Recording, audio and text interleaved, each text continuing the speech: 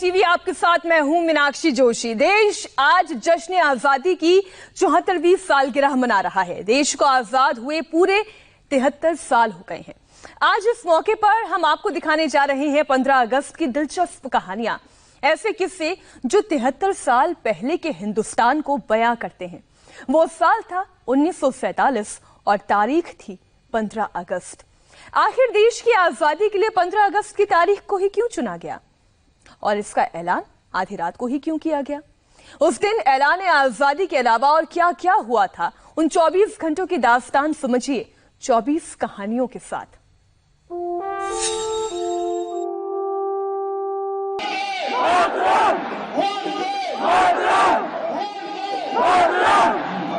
तिहत्तर साल पहले आजादी की पहली किरण, पूरी फिजा में फैली 200 साल की गुलामी से मुक्ति की वो खुशबू, वो पहली खुशी। इस तारीख का इंतजार तो जुलाई से ही बेसब्र था, जब ब्रिटिश पार्लियामेंट ने लंबी बहस के बाद भारत छोड़ने के प्रस्ताव को पारित किया था। With destiny, and now the time comes when we shall redeem our pledge. तारीख तय हुई 15 अगस्त, लेकिन इसके ऐलान के साथ ही एक बड़ा विवाद छिड़ गया। देश के बड़े ज्योतिषियों ने कहा कि यह दिन शुभ नहीं है। 1947 के अगस्त महीने में रमजान का महीना चल रहा था। 15 अगस्त को रमजान का 28वां दिन था, लेकिन ज्योतिषियों के मुताबिक 15 अगस्त की तारीख भारत की कुंडली के हिसाब से शुभ नहीं हो रही थी। गृह गणनाओं के तमाम दस्तावेजों के साथ ज्योतिषियों ने मांग की कि आजादी की तारीख या तो पहले कर दी जाए या फिर बाद में, लेकिन 15 अगस्त की तारीख कतई न रखी जाए। ज्योतिषियों की मांग से पहले भी आजादी की तारीख को लेकर तीन थ्योरीज चल रही थी। इनमें से पहली तारीख थी 26 जनवरी, जिस दिन आज हम भारत का गणतंत्र दिवस मनाते हैं। ये तारीख इसलिए सुझाई गई थी क्योंकि इसी दिन पहली बार पूर्ण स्वराज्य की मांग की गई और 1930 से इसी दिन भारत का स्वतंत्रता दिवस मनाया जा रहा था। 30 जून की तारीख ब्रिटिश सरकार ने लॉर्ड माउंटबेटन को आखिरी वायसराय बनाकर भारत भेजने के साथ ही तय कर दी थी, लेकिन इस तारीख को लेकर भारतीय नेताओं के बीच आपसी सहमति नहीं बन सकी। तीसरी तारीख 15 अगस्त का सुझाव खुद लॉर्ड माउंटबेटन का था, जिसके पीछे उनका अपना प्लान था। 15 अगस्त को लेकर उस प्लान की वजह से ही माउंटबेटन इस तारीख के लिए अड़े रहे। दरअसल इस तारीख के पीछे माउंटबेटन की अपनी महत्वाकांक्षा और इतिहास में अमर होने की चाहत थी। इस तारीख की कहानी दूसरे विश्व युद्ध से जुड़ी है।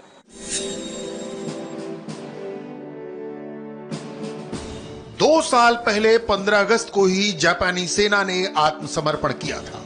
तब मित्र देशों के संयुक्त बल के कमांडर माउंटबेटन ही थे।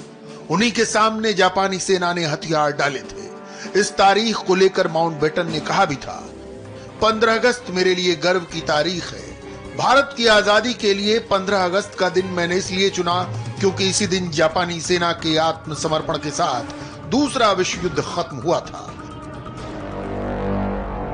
15 अगस्त की तारीख तय होते होते हिंदुस्तान की तकदीर में और भी बहुत कुछ तय हो चुका था। पहला तो ये कि देश का बंटवारा रोकने की कोई तरकीब नहीं बची थी। अलग मुस्लिम राष्ट्र की मांग पर अड़े जिन्ना माउंटबेटन का आखिरी प्रस्ताव ठुकरा चुके थे। ब्रिटिश हुकूमत के दस्तावेज के मुताबिक भारत और पाकिस्तान दोनों की ये आजादी का दिन 15 अगस्त का ही था। ये तारीख तो तय थी, लेकिन अभी तक भारत और पाकिस्तान के बीच सीमा रेखा नहीं खींची थी। सीमा रेखा का निर्धारण कर रहे सिरिल रैडक्लिफ ने इसकी घोषणा 2 दिन बाद 17 अगस्त 1947 को की थी।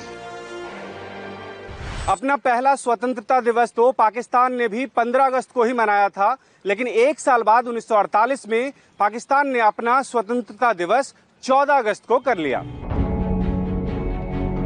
भारत में स्वतंत्रता के जश्न की तैयारी पूरी थी। महात्मा गांधी ने इसे लेकर पहले ही अपनी राय जाहिर कर दी थी। स्वतंत्रता दिवस का समारोह पूरे ढोल नगाड़े के साथ देश में एक तय समय पर मनाया जाए, इसके लिए इंडिया गेट पर खास इंतजाम किए गए थे। लेकिन उस दिन भारत का अपना कोई राष्ट्रगान नहीं था। जन गण मन की रचना रविंद्रनाथ टैगोर ने 1911 में ही कर ली थी, लेकिन राष्ट्रगान के रूप में इसकी धुन तैयार नहीं हुई। ब्रिटिश राज वाले विधान परिषद में जब आजाद देश की पहली सभा 14 अगस्त की रात 11 बजे शुरू हुई, तब हॉल में पहला गीत बजा वंदे मातरम। पूरे परिसर को 14 अगस्त की शाम से सजा दिया गया था। परिषद के अंदर ब्रिटिश वायसराय की तस्वीरें हटा दी गई।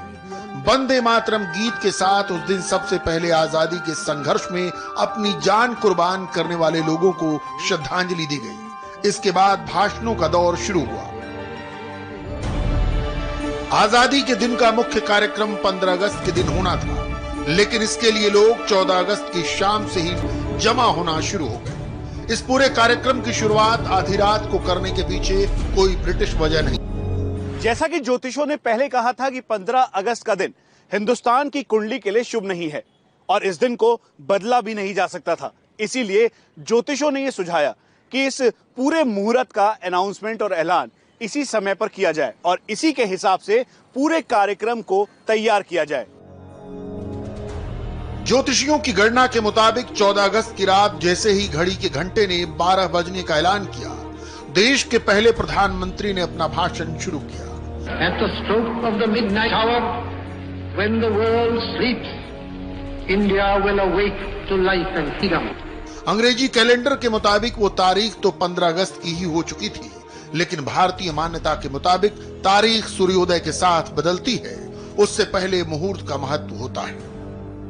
उस मुहूर्त का नाम था अभिजीत मुहूर्त, जो 14 अगस्त की रात 11:51 से 12:39 तक का था। ज्योतिषीय सलाह के मुताबिक आजादी का ऐलान इसी 48 मिनट में शुभ हो सकता था। उस रात ठीक 12 बजे जैसे ही आजादी का शंखनाद हुआ, पूरा देश झूम उठा।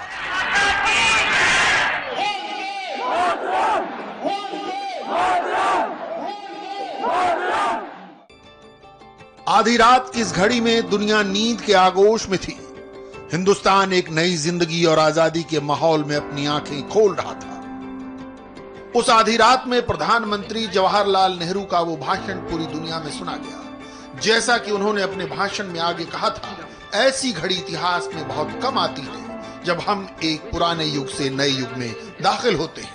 इस नए युग में सदियों से दबाई हुई देश की आत्मा एक नई अभिव्यक्ति के साथ जागृत होती है। 15 अगस्त की उस रात से सुबह तक रायसीना हिल्स पर यही आलम दिखाई दे रहा था। हिंदू, मुस्लिम, सिख, ईसाई सब साजी खुशी में झूम नाच रहे थे। उस दिन दिल्ली तो शांत थी, लेकिन बंगाल और पंजाब में दंगे फसाद आजादी के दिन के इतिहास को खून से रंग रहे थे।